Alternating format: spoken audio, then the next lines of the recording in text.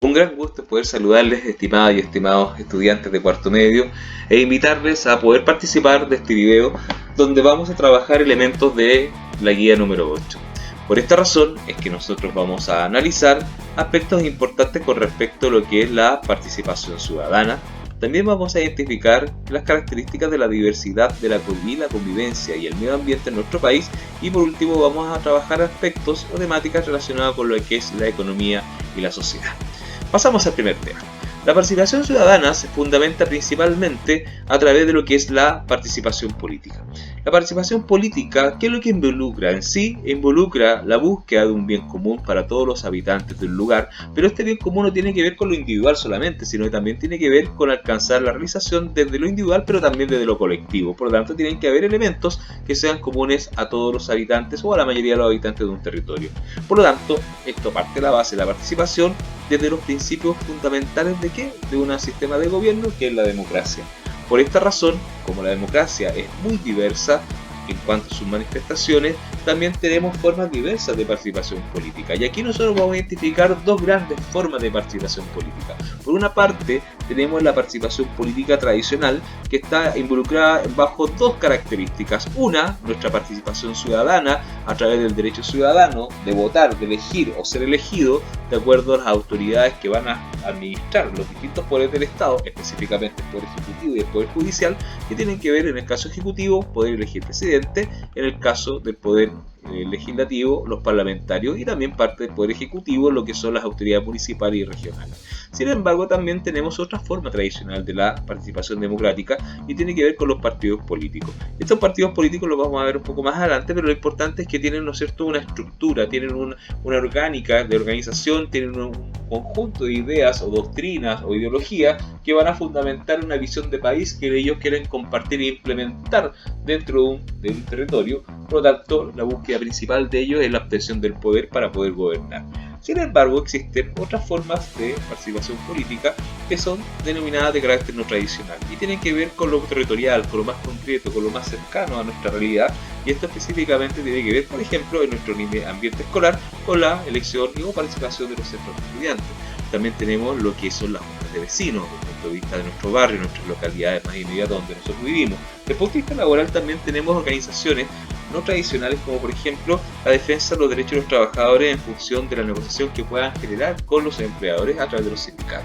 También tenemos elementos de organización tradicional más específicos como los centros de madre, también los clubes deportivos, también tenemos los movimientos sociales que hoy día, ¿no es cierto?, tienen mucha preponderancia a nivel social, como por ejemplo el movimiento feminista, el movimiento Nómada AFP, etcétera, etcétera. Entonces tenemos varios elementos importantes. Y finalmente, como otro ejemplo que podemos mencionar, tenemos las ONG, es decir, las organizaciones no gubernamentales, las cuales, ¿no es cierto?, no cuentan con, ¿no es cierto?, el apoyo directo, absoluto del Estado, sino que son independientes, sin fines de lucro, y que buscan, ¿no es cierto?, el bien común de un grupo específico de la población en cuanto a algunas temáticas que ellos se plantean como proyecto. Por ejemplo, tenemos grupos que protegen el medio ambiente y son animalistas, como por ejemplo Greenpeace. Tenemos otros grupos también que son importantes que tienen que ver con la defensa de los derechos humanos, es decir, las temáticas que los unen a ellos para poder organizarse, poder manifestarse socialmente, tienen que ver con temáticas desde la autogestión. Ahora, también tenemos que señalar que toda esta participación ciudadana va de la mano con responsabilidades que son inherentes a nosotros como por el hecho de ser ciudadanos. Por lo tanto, la principal, ¿no es cierto?, responsabilidad ciudadana que nosotros tenemos es que nosotros como chilenos, es muy importante, que tenemos la responsabilidad de responder por qué, por el daño causado a otro. Esa es la primera responsabilidad que tenemos. Por lo tanto, existen distintos tipos de responsabilidades ciudadanas. Tenemos responsabilidades que son personales, las que nos competen directamente de forma individual a cada uno de nosotros. Desde el punto de vista del empresariado o de la empresa, las responsabilidades empresariales, y también el Estado tiene responsabilidades ciudadanas para con ciudadanos. Por lo tanto, existe no una responsabilidad, sino que existen diversos tipos de responsabilidades ciudadanas. Por lo tanto, ¿qué es una responsabilidad? Primero, una responsabilidad que lo que es un deber o una obligación de hacer una acción. Es decir, es una responsabilidad que yo tengo que comprometerme a cumplir, ¿ya? Ahora, lo importante, ¿no es cierto?, que dentro de estas responsabilidades ciudadanas están delimitadas dentro de ciertos poderes o facultades para poder participar y realizar acciones de participación, pero dentro del marco de la ley.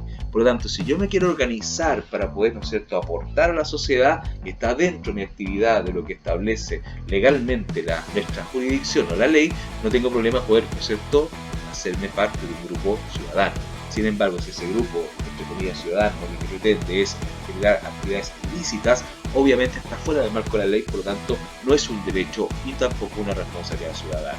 Por lo tanto, ¿qué implica esto? Que cada ciudadano debe hacerse cargo responsable ¿de qué? De sus acciones. Y aquí tenemos acciones de tres tipos. Tenemos acciones de carácter individual o personales, empresariales, cuando son grupos, ¿no es cierto?, de interés desde el punto de vista económico, y también el Estado también tiene responsabilidad.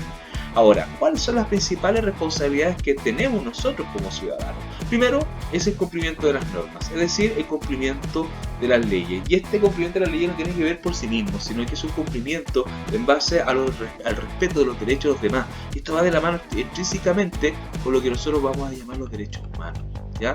Ahora, todo esto está regulado a través de leyes o normas jurídicas y de carácter coercitivo. ¿Qué significa? De fuerza, que son obligatorias, ¿ya? Por lo tanto, nos obliga a determinadas formas de actuar y al mismo tiempo, ¿no es cierto?, en el caso de que nosotros no cumplamos lo que está establecido en las normas, incluso se puede, ¿no es cierto?, utilizar la fuerza, ¿ya? Por lo tanto, ejemplo concreto, si yo no cumplo el respeto, ¿no es cierto?, de la propiedad privada del otro y me ingreso a robar a un domicilio de un familiar o de un vecino, obviamente, ¿no es cierto?, yo tengo que ser sancionado. Ahora, la idea es que no sea con la fuerza, pero si yo pongo oposición, obviamente la fuerza se va a ejercer. ¿Por qué? Porque representa la autoridad pública, en este caso son las policías. El segundo, ¿no es cierto?, la segunda responsabilidad importante destacar es el cuidado de los espacios públicos. Este elemento que hoy día está, ¿no es cierto?, bastante en cuestión, específicamente por las manifestaciones públicas y sociales que actualmente está viviendo nuestro país. Por lo tanto, ¿qué define esta, ¿no es cierto?, responsabilidad ciudadana? Que los espacios públicos son lugares que no pertenecen a una persona, sino que son lugares que pertenecen al conjunto de la sociedad. Por lo tanto, no hay propietarios con respecto a esto. Por lo tanto, como son de uso común, ¿ya?, y de uso colectivo y de uso social dentro del territorio, tienen que ser absolutamente respetadas 100%. Por lo tanto, el cuidado de los espacios públicos tiene que ver con una responsabilidad tanto, ¿no es cierto?, personal, pero principalmente colectiva en cuanto a su cuidado y también a su preservación. Otro ejemplo de responsabilidad ciudadana tiene que ver con nuestras obligaciones de carácter tributario, es decir, el pago de los impuestos. Por lo tanto, los ciudadanos tenemos que aportar al funcionamiento del Estado ¿a través de qué? A través del pago de los impuestos. Por lo tanto, el Estado, ¿qué es lo que va a establecer? Un sistema de impuestos internos. En este caso específico de Chile estamos hablando del SII, Servicio de Impuestos Internos, y al mismo tiempo que la, ¿no es cierto?, institución encargada de fiscalizar que los impuestos se paguen y que las personas cumplan, las empresas también cumplan esta responsabilidad para con el Estado. Por lo tanto, aquí encontramos dos tipos de impuestos. Encontramos los impuestos directos, que son aquellos que, ¿no es cierto?, pagan directamente las empresas a las personas, como por ejemplo el impuesto a la renta. Pero también tenemos impuestos indirectos, a los cuales, ¿no es cierto?, van agravados o van cargados a la compra y venta de productos específicos, y aquí específicamente estamos hablando del impuesto al valor agregado, como es el IVA u otro tipo de impuesto específico, por ejemplo, como el impuesto al tabaco, ¿ya? Ahora, sin embargo, en esta responsabilidad de pago de impuestos, nosotros nos encontramos con ciertos elementos que son perjudiciales en el cumplimiento de esta responsabilidad. Una de ellas corresponde al fenómeno llamado la elusión de impuestos, que quiere decir que las grandes empresas evitan el pago de los impuestos a través de mecanismos de carácter legal o vacíos legales donde le sacan provecho. Por lo tanto, intentan de pagar la menor cantidad de impuestos posible engañando el sistema. En cambio, la evasión de impuestos directamente es el no pago de impuestos. Por lo tanto, ¿qué es lo que hacen con esto? ¿No es cierto?, se viola la ley, pero al mismo tiempo existe una apropiación indebida de fondos que no son de, en este caso, el vendedor, sino que son del Estado, y lo cual es una falta ultramente gravísima. Otra temática importante a trabajar durante esta etapa número 8 tiene que ver con la diversidad, la convivencia y el medio ambiente en nuestro país. Y nosotros pudimos sintetizar estos elementos principalmente al señalar que dentro de lo que es la diversidad y la convivencia en Chile, tenemos la presencia de pueblos aborígenes u originarios en nuestro territorio en el Chile contemporáneo. Sin embargo, estos pueblos originarios se han visto afectados por procesos históricos de larga data, los cuales, ¿no es cierto?, han determinado una sensación de injusticia, de impunidad y al mismo tiempo, ¿no es cierto?, de vulneración de sus derechos, pero principalmente de la usurpación de sus territorios. Es por esto que a través de los años el Estado chileno ha tenido que tomar distintas posturas con respecto a estos pueblos originarios y no solamente mira la forma de organización interna, como por ejemplo con la ley indígena, sino que también se fija en las estructuras jurídicas establecidas desde el punto de vista internacional. Es por esto que Chile, como Estado, ratifica el convenio 169 de la OIT, la cual, ¿no es cierto?, ¿qué es lo que establece? Establece un compromiso a avanzar en el reconocimiento y la protección de los derechos de quienes, de los grupos, en este caso de los pueblos originarios. Sin embargo, ¿no es cierto?, en el año 2015, en paralelo, ¿qué es lo que se realiza? Se realiza una consulta indígena, ¿ya?, en la cual principalmente se hace levantamiento de información respecto a algunas demandas de los pueblos originarios de nuestro país, que no solamente lo podemos focalizar desde los mapuches, como lo voy a ver a continuación. Por ejemplo, como el reconocimiento constitucional de ellos como pueblos originarios. Al mismo tiempo, la desmilitarización de zonas en este caso, de población aborigen u originaria. Y al mismo tiempo, la poder participar en proyectos de inversión que permitan mejores condiciones de vida. Por lo tanto, ¿esto qué es lo que implica? Al reconocer el convenio 169, al levantar esta información y al generarse la ley indígena, son reconocidos actualmente en Chile como legales los pueblos originarios de los Aymara, los Quechua, Atacameños, Coya, Yaguita, Rapa Nui, Mapuche, los Yaganes y los Cahuesca. ¿Ya? Y esto es un elemento muy importante, un tema bastante contingente en nuestra sociedad actual. Ahora, sin embargo, este desarrollo también de los pueblos originarios también tiene que ver de qué manera el medio ambiente y el desarrollo de nuestro país tiene características de sustentabilidad en cuanto al equilibrio y de protección con el medio ambiente. Es por esto que aquí nace un concepto nuevo, que es el concepto de medio ambiente y desarrollo sustentable, que es una mezcla de ambos elementos que nos van a permitir, ¿no es cierto?, cuidado del medio ambiente, pero al mismo tiempo no dejar de lado las actividades productivas y económicas de nosotros los seres humanos, que dependemos también de esto para poder vivir. Ahora, con los últimos avances de la industria, esto aquí ha provocado diversas consecuencias en el medio ambiente, y estas consecuencias tienen que ver con un deterioro de esto, pero al mismo tiempo colocar en riesgo la proyección de la utilización de los recursos existentes en este medio ambiente en las generaciones futuras. Ahora, ¿qué elementos importantes tenemos como gran, ¿no es cierto?, precursor de este daño al medio ambiente? Tenemos lo que es la contaminación. Y esta contaminación en todas sus formas o manifestaciones tiene un gran impacto, ¿dónde? En la naturaleza. Por lo tanto, tenemos, por ejemplo, de esto el uso intensivo y extensivo del suelo, ¿ya? Pero al mismo tiempo la utilización de los mismos recursos naturales van generando, en cuanto a sus procesos productivos, principalmente industriales, generando gran cantidad de desechos o de basura. Por lo tanto, para este año 2020 tenemos en la carta de discusión varios aspectos de principales problemas ambientales que están presentes en nuestro país. Por ejemplo, uno de ellos corresponde a la zona de sacrificio, denominada como la zona de Quintero y Puchuncaví, ¿ya? Ahora, también tenemos, ¿no es cierto?, un proyecto minero, Doña Dominga, la cual también, ¿no es cierto?, por su estudio de impactos ambientales, genera, ¿no es cierto?, la duda respecto a si existe un cuidado del medio ambiente, sobre todo en zonas desérticas. ¿Esto qué es lo que implica? Que la fiscalización de las distintas actividades industriales cada vez se tienen que hacer mucho más fuerte, más férrea, pero al mismo tiempo las autoridades tienen que ser bastante potentes en su accionar en cuanto, por ejemplo, el luchar contra la pesca ilegal. Por lo tanto, todos estos elementos que forman parte de los riesgos grandes que tiene de cuidado del medio ambiente, lo que tienen que compatibilizar principalmente es que la economía se tiene que fundamentar en un desarrollo sustentable. Por lo tanto, el objetivo principal de este objetivo sustentable, ¿cuál sería? Alcanzar un crecimiento económico basado en qué? En donde exista una equidad social y donde la conservación y la protección del medio ambiente sean factores preponderantes para poder definir lo que vamos a entender, no solamente lo que es el concepto de crecimiento económico, sino también lo que es el concepto de desarrollo económico, que va de la mano intrínsecamente con las mejoras en la calidad de vida de todos los habitantes de un país. Finalmente, otro de los aspectos a analizar, y no menos importante por estar al final, tiene que ver con los conceptos de economía y sociedad, pero específicamente con el concepto de economía. La economía es una ciencia que se destina a estudiar un gran problema, una contradicción que es innata a la economía, que le vamos a denominar problema económico, y esto tiene que ver con necesidades que son ilimitadas, simultáneas, progresivas y en constante aumento, por lo tanto, versus a recursos para poder satisfacer esas necesidades que son totalmente limitados.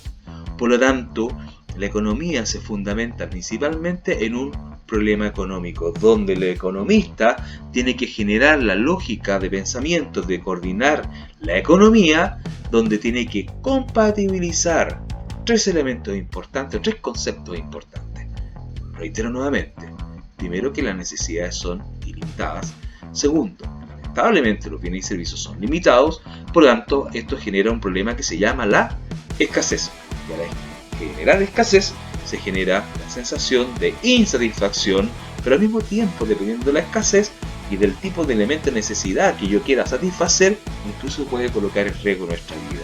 Por lo tanto, ¿qué nos obliga a esto? Nos obliga al momento de tomar decisiones de elegir cómo distribuir de mejor manera estos bienes que son siempre escasos. Y esto tiene que ver justamente con la manera en la cual yo como persona y el país como entidad, ¿no es cierto?, que representa un conjunto de habitantes que tienen cosas en común como concepto de Estado, puedan, ¿no es cierto?, sobrellevar este problema económico que siempre está presente. Por lo tanto, ¿qué es lo que vamos a señalar? Que la forma para poder satisfacer esas necesidades radican principalmente a través de dos elementos. Uno corresponde a los bienes y los otros corresponden a los servicios. Ahora, ¿cuáles son los factores principales que tenemos que tener para poder producir un bien o un servicio? Y aquí señalamos que los factores productivos son aquellos recursos utilizados para la producción de los bienes y servicios. Por lo tanto, son tres. Uno corresponde a la tierra, también se le puede denominar recursos naturales, o también se le puede llamar como materias primas. También tenemos el trabajo, que también se le puede denominar mano de obra, y tenemos el capital. ¿Qué quiere decir? Aquellos elementos tanto de carácter material o de carácter monetario que nos permiten poder producir un bien o un servicio. ¿Ya? Ahora, sin embargo, los bienes de capital los podemos dividir en tres tipos de bienes de capital. Primero, tenemos, ¿no es cierto?, el bien de capital propiamente tal, que tiene que ver con elementos tangibles, concretos, como por ejemplo la infraestructura, la maquinaria, los edificios, las fábricas, etc. Pero también tenemos otro bien importante de capital, que es el capital humano, el cual tiene que ver con las capacidades o las habilidades de quienes, de los trabajadores que van a generar la actividad productiva. Sin embargo, falta, ¿no es cierto?, otro bien de capital, más que bien de capital, le falta otro elemento de capital que corresponde, ¿no es cierto?, al dinero, que te sirve justamente para poder realizar la inversión. Entiéndase por esto dinero físico, como la moneda, el billete, etcétera, o dinero, ¿no es cierto?, de carácter virtual, ya sea a través de un consenso, a través de lo que son las tarjetas de crédito, transferencias bancarias, entre otros elementos. Ahora, los agentes que participan en la economía son principalmente cuatro. Estos son fundamentales porque estos son los actores de la economía que están siempre presentes y están interactuando de forma constante. Si uno de ellos falta, lamentablemente, ¿no es cierto?, el flujo circular de la economía, ese flujo que puede ser, ¿no es cierto?, virtuoso, se puede transformar, ¿no es cierto?, en no virtuoso. Por lo tanto, el primer agente económico que participa directamente en la economía corresponde a las familias. El segundo agente económico corresponde a las empresas, el tercero el rol que cumple el Estado, y como estamos en una economía globalizada, donde existe, ¿no es cierto?, un neoliberalismo de interdependencia y de interconectividad constante con los mercados internacionales, tenemos que mirar hacia el sector externo, en este caso al ámbito internacional. Por lo tanto, las familias como agentes económicos trabajan para las empresas ¿a cambio de qué? A cambio de un salario, pero al mismo tiempo estas familias consumen y pagan los bienes de consumo y también los servicios que utilizan para poder subsistir a las empresas. En cambio, las empresas, ¿qué es lo que hacen? Primero le dan trabajo a los trabajadores y por cambio de ese trabajo le entregan dinero, pero al mismo tiempo producen bienes y servicios los cuales les venden a la misma familia, pero al mismo tiempo tienen una responsabilidad ciudadana, que es el pago de los impuestos. ¿A quién? Al Estado.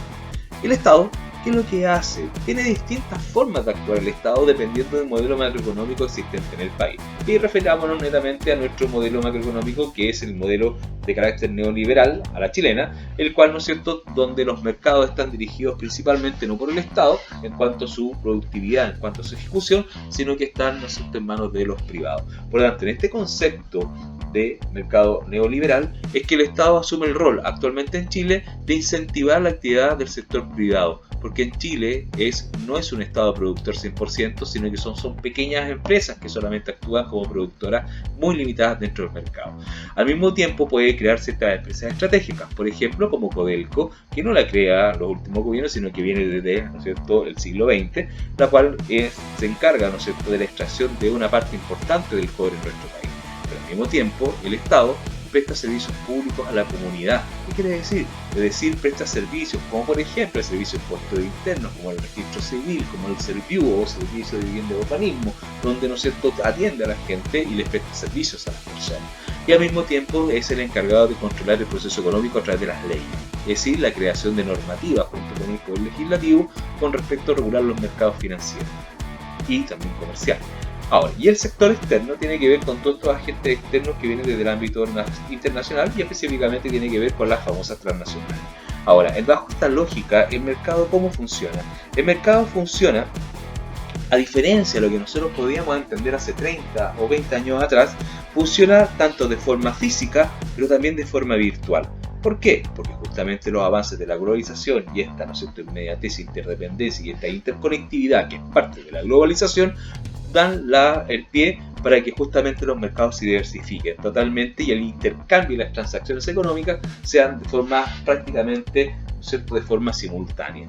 Por esta misma razón es que el mercado en sí está compuesto por dos elementos. Uno corresponde a la demanda, que tiene que ver con aquellas personas que van a consumir un producto, van a demandar, ¿no es cierto?, un producto para poder satisfacer sus necesidades, pero al mismo tiempo tenemos la oferta u oferentes, que son aquellos que, ¿no es cierto?, ofrecen un determinado producto al mercado con la intención de ¿qué?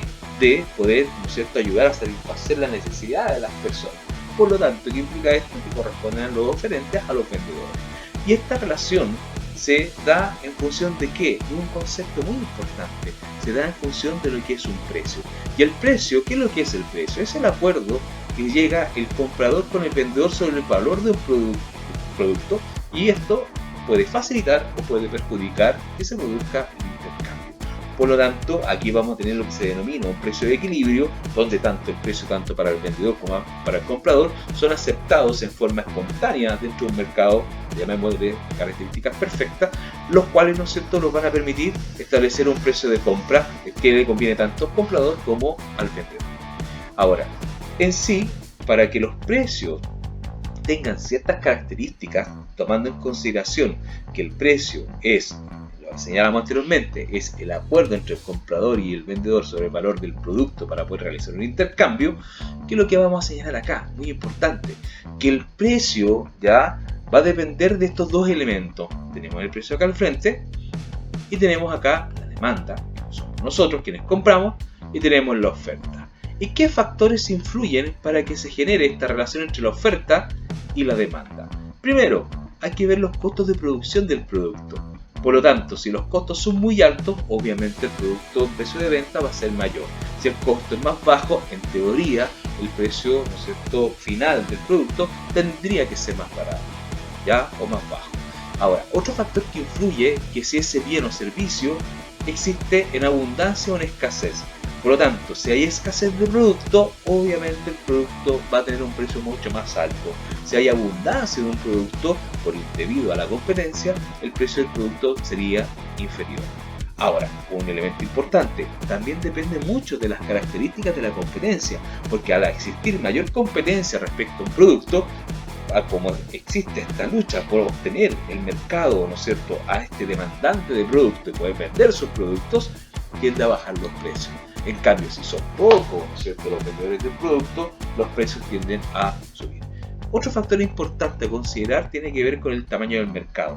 Obviamente, entre más grande sea el mercado, mayores posibilidades de poder vender a mayores volúmenes. Y al vender mayores volúmenes, los precios tienden a disminuir. Cuando el mercado se reduce totalmente, ¿Qué implica esto? De que la oferta de un producto, de un bien, es menor y esto va a generar que los precios van a subir en la economía.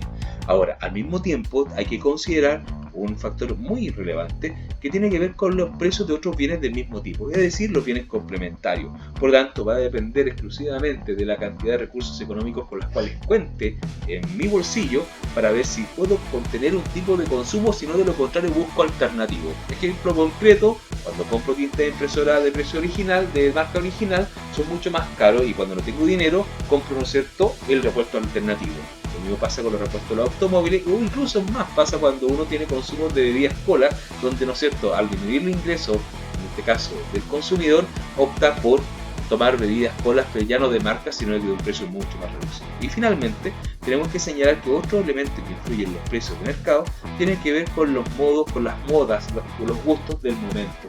Por lo tanto, el mercado, el marketing, nos genera la sensación de necesidad y esto, por lo tanto, se establecen ciertos parámetros para poder, ¿no es cierto?, motivar a la población a consumir ciertos productos y que se vuelven de moda. Por lo tanto, su existencia masiva en el mercado es transitoria porque una vez que pasa la moda vuelve, ¿no es cierto?, a ser reemplazado por otra moda. Por lo tanto, tiene que ver con los estilos y con la época y con los elementos culturales de cada una de las sociedades. En esta definición de los mercados, nosotros también tenemos que identificar que existen tipos de mercado. Y aquí vamos a hablar de manera muy genérica la existencia de dos tipos de mercados. Uno de ellos se llama mercados de competencia perfecta y los otros se llaman mercados de competencia imperfecta. Cuando nosotros hablamos de un mercado de competencia perfecta, estamos asumiendo de que las reglas del juego establecidas por el modelo neoliberal de la oferta y la demanda funcionan de forma perfecta.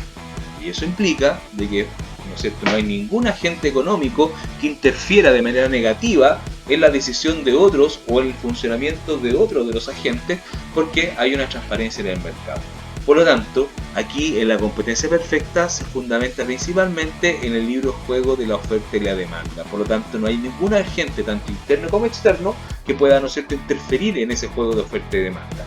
Al mismo tiempo, para que exista competencia perfecta, tiene que existir una cantidad suficiente de oferentes. ¿Por qué? Porque entre más vendedores de un producto existan, mayor competencia va a existir y eso beneficia al mercado. Pero al mismo tiempo, tiene que haber una cantidad suficiente de ¿qué? De demandantes, es decir, de compradores. Por lo tanto, tiene que haber un equilibrio entre la cantidad de vendedores versus la cantidad de compradores. Por lo tanto, genera esto un fenómeno que se llama distribución equitativa. Por lo tanto, ninguno de los actores de la economía, en este caso del mercado, entiéndase por esto, familia, empresa, el Estado o el sector externo, o en este caso las grandes empresas, no pueden controlar. ¿Por qué? Justamente porque no ninguno puede estar por sobre el otro. Por lo tanto, existe la imposibilidad de controlar precios ni por uno ni por otro, ¿ya? El ideal es un idílico. Ahora, sin embargo, existen otros conceptos, como por ejemplo el de mercado o de competencia imperfecta, donde uno de los agentes de los productores pueden tener, ¿cierto?, un control sobre los precios. Y aquí hablamos de dos ejemplos donde los productores tienen el control de los precios. Por ejemplo, uno de ellos corresponde al monopolio. ¿Qué quiere decir? Que una empresa o una persona es la única de que de manera exclusiva produce un bien. Por lo tanto, es la única alternativa para comprar. Por lo tanto, de forma bastante arbitraria, tiene la posibilidad de poder colocar los precios que se le ocurran. Lo mismo pasa, pero ya no solamente con uno solo, sino que con pocos, es lo que nosotros denominamos los oligopolios, que los cuales nos van a llevar a fenómenos económicos legales como las colusiones. ¿Qué quiere decir? Que existe un número reducido de vendedores de un mismo sector o de un mismo producto. Por lo tanto, ellos pueden coludirse, pueden colocarse de acuerdo para poder, ¿no es cierto?, intervenir de forma ficticia y engañosa, ¿qué cosa? Los precios y la cantidad de productos a vender. Por lo tanto, manejan el mercado a través de la colusión. Sin embargo, existe otro ejemplo de competencia imperfecta que nosotros lo vamos a denominar como el monopsonio. No es tan frecuente, pero este monopsonio significa de que existe solamente un comprador y muchos vendedores. Generalmente este fenómeno monopsonio, que no es muy recurrente, tiene que ver principalmente con el rol del Estado en cuanto a comprador exclusivo de ciertos bienes y servicios, donde los vendedores se ven en la obligación de competir entre ellos y bajar sus precios, ¿ya? Por lo tanto, quien manipula el mercado en este caso sería el Estado, porque sería el único comprador de ciertos productos, pero este es algo no más cotidiano. Lo más cotidiano es que se produzca justamente el mercado imperfecto, efectos de los monopolios y de los oligopolios. Ahora, ¿cuáles son los principales factores que alteran el mercado en cuanto a su funcionamiento? Y aquí vamos a señalar principalmente tres. Uno de ellos corresponde a lo que es la inflación, el segundo la devaluación y lo tercero corresponde a la deflación. Fenómeno no tan recurrente, un fenómeno un poco más raro, pero lo más común corresponde y que van directamente de la mano y que van de la mano también con las grandes crisis económicas o los ciclos de crisis económica existentes en cada uno de los países del mundo, tienen que ver con la inflación y la devaluación. Ahora, ¿qué es la inflación? Es el incremento generalizado sostenido de los precios de los bienes y servicios. Por lo tanto, ¿qué es lo que sucede con el dinero? El dinero pierde su valor y por lo tanto nuestra capacidad de poder comprar productos se ve disminuida de forma considerable. Y a la mano con esto también significa que la moneda se puede devaluar y esto tiene que ver justamente con una moneda de referencia. Y esta moneda de referencia es una moneda internacional, como por ejemplo como el dólar. Por lo tanto, ¿qué es la devaluación? Es la baja en el valor de la moneda de un país con respecto a otra moneda cotizada en los mercados internacionales. En este caso, el mercado internacional lo que más cotiza y lo que más se mueve, y no es la más cara de todas, pero es la más masiva, que es la moneda del dólar. Por lo tanto, al devaluarse, perder valor la moneda nacional, las importaciones se encarecen. Por lo tanto, compro a un dólar muy caro, por lo tanto los productos ingresan a Chile de manera muy alta en su valor. Y también al mismo tiempo genera esto un aumento de ¿qué? De los precios de los bienes y servicios. Por lo tanto, la inflación va de la mano con la devaluación y la devaluación va de la mano con la inflación. ¿Ya? Ahora, la deflación. ¿Qué significa? Que aquí los precios en vez de subir, los precios disminuyen. ¿Ya? Por lo tanto, la deflación es un descenso global de el nivel de los precios durante un periodo largo de tiempo. ¿Qué implica esto? Que, ¿no es cierto?, esto existe cuando hay una alta cantidad de oferta de bienes y servicios, pero lamentablemente, como el mercado está saturado, hay una baja demanda de los productos. Por lo tanto, estos productos quedan guardados en la bodega y por lo tanto, ¿no es cierto?, los productos se venden incluso bajo el precio real de costo. Y eso implica justamente una grave crisis económica. ¿Ya? ¿Por qué? Porque hay un exceso de ¿qué? De oferta de los productos. ¿Ya? Bien. Ahora, ¿cuáles son los principales instrumentos financieros para poder manejar este mercado? Uno de ellos corresponde al dinero. ¿Y cómo lo vamos a graficar? El dinero en sí, ¿no es cierto?, es un medio de pago. El dinero en sí mismo no es un fin, sino que es solamente un medio de pago donde interactúan los diferentes agentes económicos. Por lo tanto, es una unidad de valor. ¿Ya? Ahora, el dinero tiene distintos tipos o métodos de pago en distintos tipos de dinero. Por ejemplo, tenemos el pago al contado, que es el medio más utilizado, que es el famoso dinero en efectivo. Voy con mi billete de 1.000 pesos, 5.000 pesos, voy y compro un cuarto, un kilo de pan y lo pago directamente, ¿no es cierto?, al vendedor. ¿Ya? Quien es el encargado de emitir el papel moneda, las monedas o billetes, corresponde a un banco de privilegio, que es el Banco Central. Pero al mismo tiempo, ¿ya?, tenemos otras formas de este caso, pago al contado, que no solamente es el dinero, que es esto, la moneda, sino que también los cheques son considerados como pago al contado dentro del sistema financiero, y las tarjetas de débito, ¿ya?, que es la famosa tarjeta Reitman, ¿no es cierto?, que yo voy sacando dinero e incluso puedo pagar en los cajeros, ¿no es cierto?, del supermercado u otras tiendas del comercio. Ahora, ¿qué es el pago al crédito? El pago al crédito tiene que, como bien dice la palabra, son pagos que se hacen con, ¿no es cierto?, con cargo a una tasa de interés. ¿Qué quiere decir? Que un banco te presta dinero y tú puedes, ¿no es cierto?, utilizarlo, pero a cambio de esto, el banco te va a cobrar tasa de interés y otros gastos asociados que son parte de esto. Por lo tanto, es el medio de pago más utilizado, ¿ya? Y esto lo puede dar tanto un banco como incluso una tienda comercial. Y en esto, ¿no es cierto?, se realizan pagos con dinero que aún no ha sido depositado, es decir, con dinero virtual. Por lo tanto, quien paga por ti es el banco. Sin embargo, al banco después tú le tienes que pagar, pero al mismo tiempo, el banco a cambio de ese préstamo que te hace, te cobra intereses. ¿Ya? Ahora, existen otras formas también de tener pago al crédito, no solamente a través de la tarjeta de crédito. Una de ellas corresponde también a la utilización de la línea de crédito de las cuentas corrientes, que es una línea especial que tiene cada una persona que tiene una cuenta corriente en el banco y que te permite endeudarte, ¿no es cierto?, en el corto plazo de manera un poco más expedita, a altas tasas de interés, para que puedas solventar tus gastos en, ¿no es cierto?, lo más inmediato que tengas. Y también tenemos, ¿no es cierto?, directamente un proceso un poco más largo, que es el acceso al préstamo a los créditos, ya sea un crédito hipotecario, crédito automotriz y lo más conocido de todo, que son los créditos de consumo. ¿Ya? Bien, otra forma también de instrumento financiero tiene que ver con el concepto de ahorro y endeudamiento. Ahora, cuando nosotros hablamos del ahorro, estamos hablando principalmente con la capacidad de las personas de guardar recursos para gastos futuros y, ¿no es cierto?, es posible depositarlo en ciertas entidades de carácter bancario e incluso financieras, como por ejemplo la AFP. En cambio, el endeudamiento, ¿qué significa? Significa que yo no alcanzo a cubrir todos mis gastos o necesidades y por lo tanto, ¿qué es lo que voy a requerir? Que, ¿no es cierto?, una entidad financiera, ya sea un banco o una institución, ¿no es cierto?, de finanzas, me preste dinero para poder adelantar el pago de un bien para poder satisfacer una necesidad. Por lo tanto, el endeudamiento se fundamenta principalmente a través de las solicitudes de préstamos de crédito según el uso y el tiempo dispuesto para pagar. Por lo tanto, como es un préstamo, se fija una tasa de interés, ya que es el monto que el deudor deberá pagar a quien le presta el dinero. Al mismo tiempo, para que esto no sea tan arbitrario y evitar, porque no siempre se genera eso, evitar ciertas malas utilizaciones de este caso de los dineros en cuanto a lo que son las tasas de interés y el préstamo correspondiente, que existe una superintendencia de bancos y en este caso también de instituciones financieras, ya que la SIF, la cual, ¿no es cierto?, establece una tasa de interés máxima convencional, que por sobre esa tasa los bancos no pueden cobrar porque estarían cayendo en ilegalidad, ¿ya? Y es por esto que desde unos años atrás se establece lo que se llama la carga anual equivalente del crédito, que es el CAE, que no es el mismo CAE del crédito universitario, que es el valor final del crédito, que incluye no solamente la plata solicitada, sino que también muchas veces estos créditos van asociados con seguros, con intereses, más el pago de impuestos y otros elementos que también se cobran en el sistema financiero. No solamente encontramos deudas en el sistema financiero, sino que también encontramos instrumentos de inversión o ahorro. ¿Y cuáles son los principales instrumentos financieros de ahorro? Y también en este caso podríamos hablar de inversión.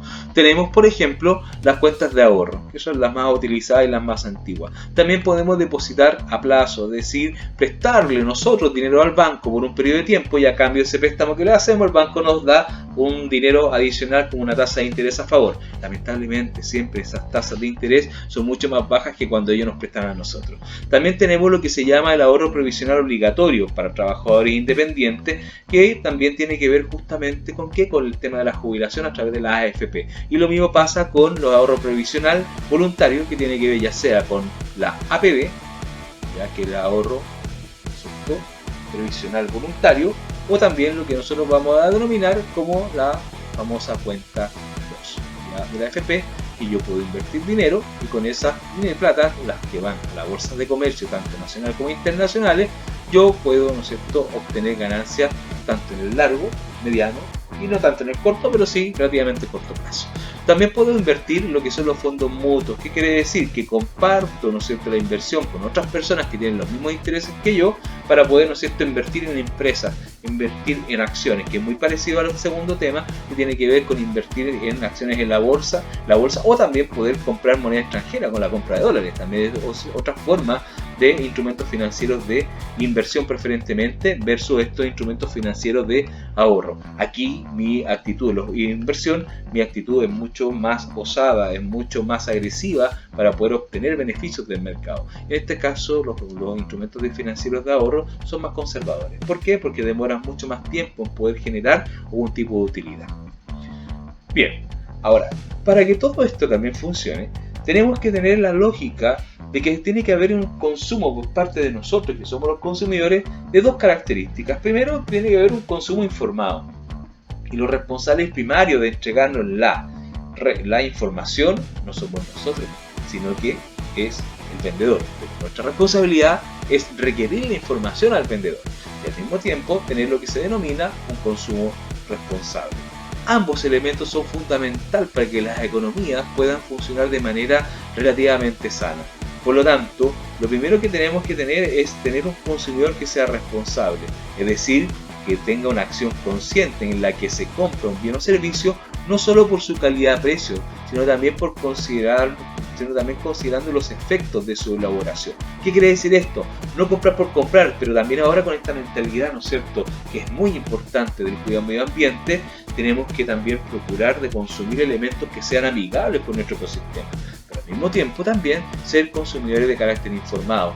¿Por qué? Porque al mismo tiempo, ¿no es cierto?, nosotros tenemos que buscar la mejor opción dentro del mercado o del cotejo realizado. Es decir, tenemos que cotizar, lo que dicen siempre, no comprar a la primera, sino que cotizar y ver de qué manera el mercado en forma espontánea se va regulando con respecto a las intenciones de pago que tengo yo y a las pretensiones de cobro que tiene el vendedor.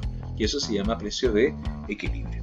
Y en este contexto es que el Estado cumple un rol muy importante. ¿Por qué? Porque al estar en una economía de carácter neoliberal, donde no tenemos un Estado productor 100%, donde son los privados los motores de la economía, significa que las instituciones del Estado, cuanto al control de la economía, tienen que ser fuertes y potentes. Es por esto que existen algunas instituciones que intentan, ¿no es cierto?, controlar de forma eficaz estos elementos. Uno de ellos corresponde a la Fiscalía Nacional Económica, FNE, que es una institución encargada de promover y proteger la libre competencia, es decir, representa el interés público. Por lo tanto, lo que tiene que evitar la Fiscalía Nacional Económica y sancionar es aquellas acciones que lleven al mercado a transformarse en monopolios o en oligopolios, es decir, evitar la concentración de la actividad económica solamente en una mano y, en el caso particular del oligopolio, evitar la colusión, es decir, que se perjudica al consumidor a través de la manipulación de los precios. Otro elemento importante, ya lo había señalado, es la Superintendencia de Bancos e Instituciones Financieras denominada SBIF. ¿Ya? Esta institución está encargada de supervisar a las empresas bancarias, es decir, que los bancos y las instituciones financieras se porten bien, que no cobren tasas de interés más allá de lo que le permite la ley. ¿Ya? ¿Y esto para qué? Para resguardar los intereses de quién? De los depositantes o también de los acreedores y también de interés público. ¿Ya? Y esta es la, ¿no es cierto?, la imagen corporativa de la Superintendencia de Bancos e Instituciones Financieras de Chile. Y otro ejemplo corresponde al CERNAC, conocido por ustedes, que es el Servicio Nacional del Consumidor, lo cual es un servicio público responsable de proteger y promover el respeto a los derechos de los consumidores por sobre sus deberes y derechos. ¿Ya? ¿Qué implica entonces? De que es un mediador entre el vendedor y el comprador para que no existan, ¿no es cierto?, malas utilizaciones del mercado. Bien, ahora con esto, ¿qué es lo que vamos a señalar? Vamos a señalar que la economía en sí forma parte de un sistema bastante interesante, pero que hay que saber entenderlo. Y eso también es parte de una responsabilidad ciudadana que nosotros tenemos ya a esta altura, ustedes como ya adultos, de tener que manejar algunos conceptos básicos de esta economía, que es la economía doméstica y al mismo tiempo la economía cotidiana. Un fuerte abrazo, queridos estudiantes, queridas chiquillas, y bueno, estamos en contacto y nos vemos la próxima semana. Adiós, que estén muy bien, un fuerte abrazo.